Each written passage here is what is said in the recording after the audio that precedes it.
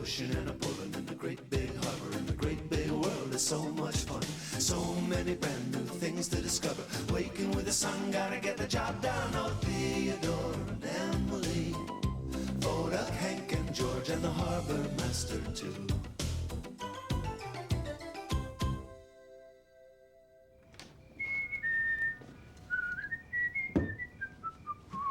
Hello. The tugboats have invited me to join them for storytelling time tonight. I'm looking forward to it. Now, it gets kind of dark down along the docks at night, so I think I'll take my super light with me. It's right here. There it is. Look at that. Isn't that the greatest thing you've ever seen?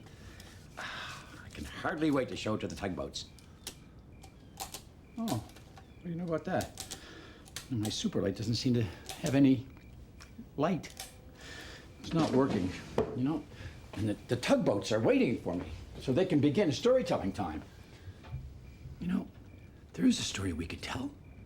It's about the time that Theodore was expecting to do something, and something very different happened. The evening sun was setting on a very special day in the Big Harbor. The Queen Stephanie, the grandest ocean liner in all the world, was leaving. And I'd like you to meet our friend Bedford Bowie, Smiled Theodore. Hello, Bedford, Said the Queen. Hello, Your Majesty, Said Bedford. The tugs were introducing the Queen to all their special friends as she moved out of the harbor. Tugboats, prepare for departure, Announced Vodak. The Queen had been visiting the harbor, but now was the time the Queen had to leave. The tugboats all got in their places. Present whistles.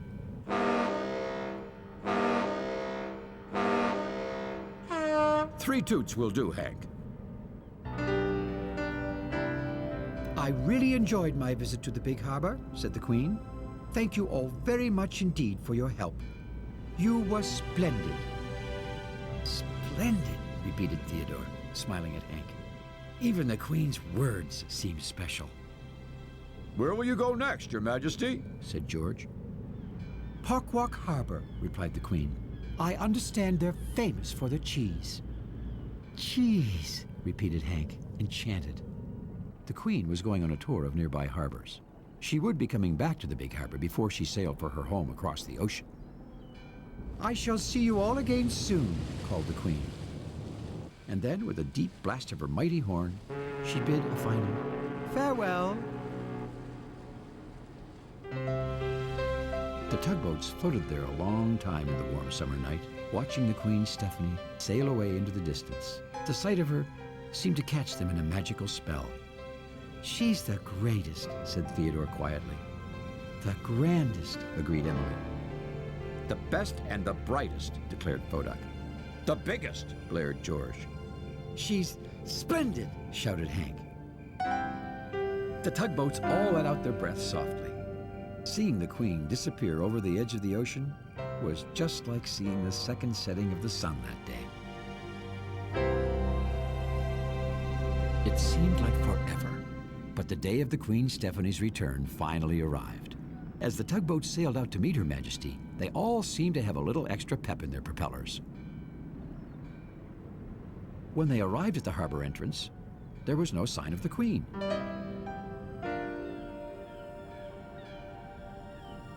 We should be able to see her by now, said Emily. I hope nothing's happened, frowned Vodak.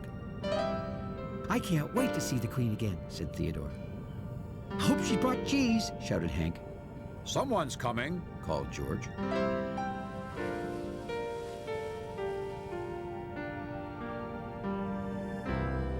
Oh, it's only Constance. The tugs all craned around Constance, the Coast Guard ship, trying to see if the Queen was coming. What are you all doing out here? Said Constance, sounding very surprised. We're waiting for the Queen Stephanie, Theodore explained. Oh, I heard she's late, said Constance. She may not arrive until tomorrow. Well, all the air seemed to go out of the tugs, like a leaky bumper. Let's move along, said Vodak. Nothing to see here. The other tugs floated back to the harbor. But Theodore and Hank kept staring out towards the ocean as if they were still expecting the Queen Stephanie to appear. Constance was about to go too, But she could see how upset the two smallest tugs were, and she had an idea. I know I'm not the queen, she began, but maybe we could do something fun together. We? Repeated Theodore. I mean, you and me? I mean, we? Fun? Added Hank. Theodore and Hank were surprised. You see, they thought Constance was very serious and just did her job. She never did anything with anyone. At least, certainly not tugboats. Maybe you have other things you'd rather do, Constance said quickly, and turned once more to go. Something in the way Constance said that made Theodore think that maybe Constance really did want to do something with them. Maybe it would be fun to do something together, Theodore called to Constance. It would? Repeated Hank. Theodore nudged Hank. Constance turned once more to the tugs. Oh, well, fine, she said slowly. And then she was quiet again, as if she didn't really know what to say next. Should we go? Suggested Theodore. Yes, good idea, replied Constance. We should go. Theodore and Hank headed after Constance.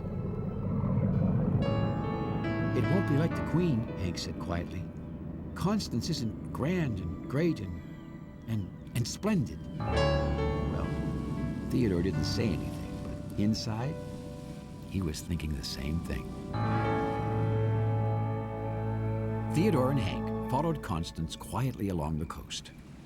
If you ever come out here at night, warned Constance, still trying to think of something to say, always tell someone where you're going, in case you get lost and I have to look for you. We know that, Theodore said. It sure wasn't much fun being with Constance so far. How can you see anything out here? Hank wanted to know. With this? Constance turned on her powerful Coast Guard searchlight. I bet you can see all the way across the ocean with that, said Hank. Can you shine it out there? Hank, it's not a toy, replied Constance. If a ship were to see this light shining at them, they might think I wanted them to stop so I could search them. The tugs didn't say anything, but they both felt like going home. And Constance could feel it too. But maybe, she added in a gentler voice, I could shine my light on you. You mean you want to search us? Hank said nervously. No, Constance chuckled. When I was smaller, I used to practice using my searchlight by playing searchlight tag. Searchlight tag? Repeated Theodore, getting interested. How do you do that? We'll pretend that big rock over there is home dock, explained Constance. You both have to get there before I shine my light on you. That might be fun, said Theodore. Well, Hank was already beginning to have fun. I'll count to 10, and you start floating, she called. Constance turned to face the shore. Theodore and Hank hurried off, smiling delicious smiles as Constance started counting. 1, 2, 3. Theodore and Hank turned off their engines. They were as quiet as catfish. Ready or not, she called again. Here I come.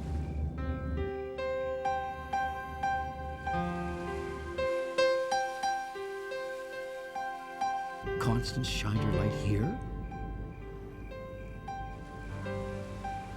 and there. But the crafty tugboats were nowhere to be found. Now! Cried Theodore. The tugs quickly turned on their engines again and made a race for the rock. Constance swung her big light around. But the tugs made it. Home free! They shouted. Good job, called Constance. You know, Constance really is kind of fun, Hank said to Theodore. And Theodore was thinking the same thing. It's time for me to go back to my dock now, said Constance, floating up. Theodore had another idea. Would you like to come back with us to our dock for storytelling time? He said. Good idea, Theodore, whispered Hank. Well, yes, said Constance. Yes, I think I would like that. Back at the Great Ocean dock, the tugs saw Theodore and Hank floating towards them with Constance. Did we do something wrong? Said George. Constance is going to tell stories with us, said Theodore. The other tugs were very surprised. No one ever did anything with Constance. Everyone made room for the bigger ship. It was a tight squeeze.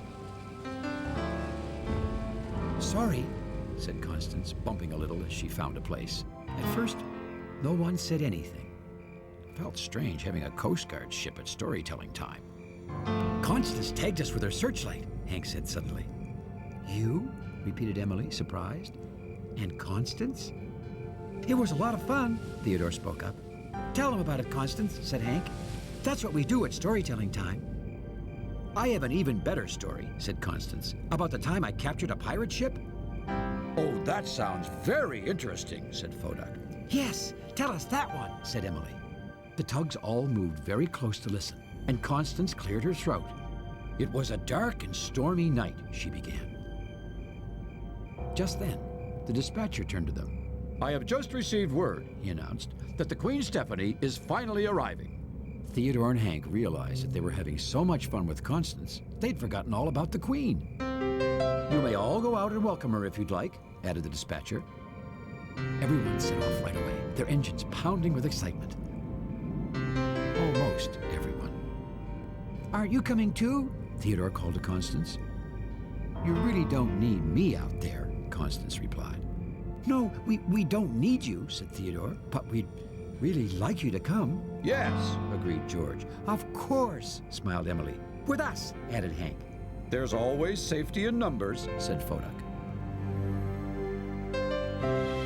The tugboats headed out to welcome the Queen.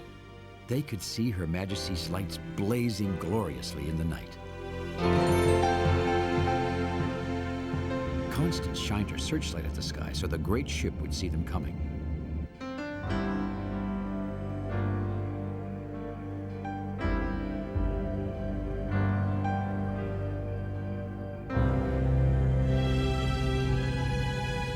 When the Queen arrived at the entrance to the harbor, Theodore floated forward.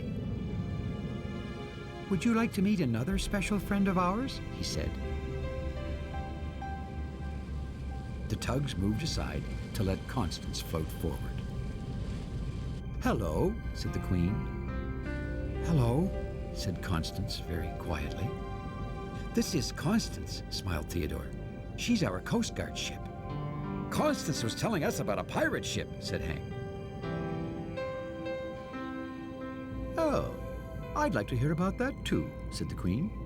Constance began to tell her story, and everyone gathered round to listen.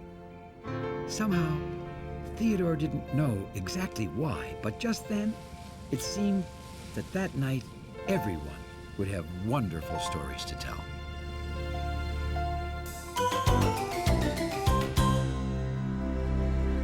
Yes, something special always happens when the Queen comes to visit.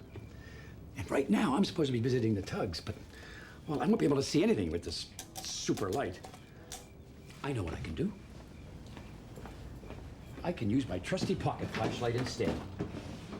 Thanks for visiting us here in the Big Harbor, and we'll see you all again next time. Works perfectly. I mean, it may not be splendid, but it's still pretty great. So long.